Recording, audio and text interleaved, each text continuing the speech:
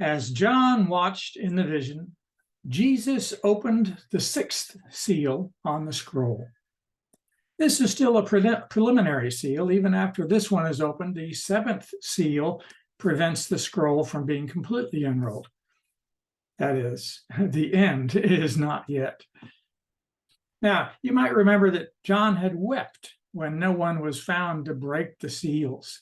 He was immensely disappointed when he thought the scroll would be forever closed to our understanding. And he would have rejoiced that the Lamb was found worthy. He would have joined the heavenly beings in shouts of joy.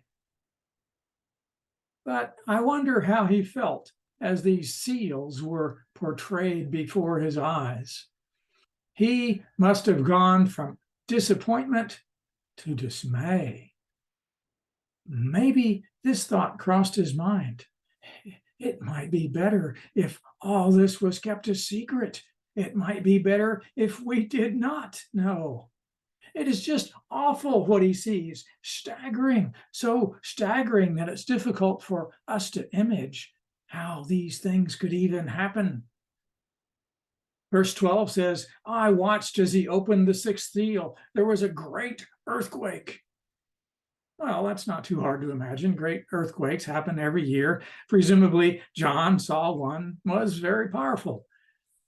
Then he says, the sun turned black like sackcloth made of goat hair. The whole moon turned blood red. Again, we can imagine something like that, perhaps in a solar eclipse or a lunar eclipse. But we might note that astronomically, it is not possible to have both eclipses at the same time.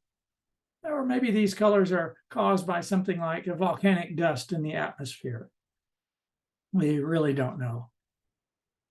Verse 13 is particularly strange. And the stars in the sky fell to the earth as figs drop from a fig tree when shaken by a strong wind. Now, ancient people were careful observers of the night skies, and they knew the difference between stars and meteors. Meteor showers happen every now and then, and they don't cause any damage on Earth. They are nothing to be afraid of, unless you're superstitious. But now we know that stars are actually spheres of extremely hot gas, and they are millions of times larger than Earth. How can the stars, billions of miles away, fall to Earth? If such a thing actually happened, the star would swallow up the Earth and everything would be burned up long before the spheres collided. How could people see stars falling to the Earth like something as ordinary as figs falling under a tree? Even if these events are things in the physical world, they are symbolic of something that God is doing.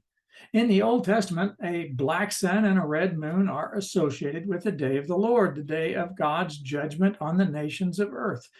Isaiah 34:4 describes God's judgment on the nations and stars falling like figs. Here in Revelation 6, that kind of meaning is right in the context. Verse 16 says that the people of earth are afraid of the wrath of the Lamb, the great judgment. We may not be sure of how such events turn out in the physical world, but we can be sure of the symbolic meaning. Judgment is coming.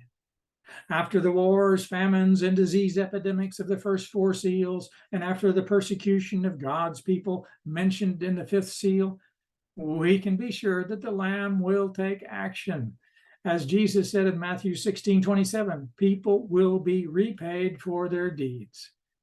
This is a warning for the wicked, but a word of hope for the persecuted people of God.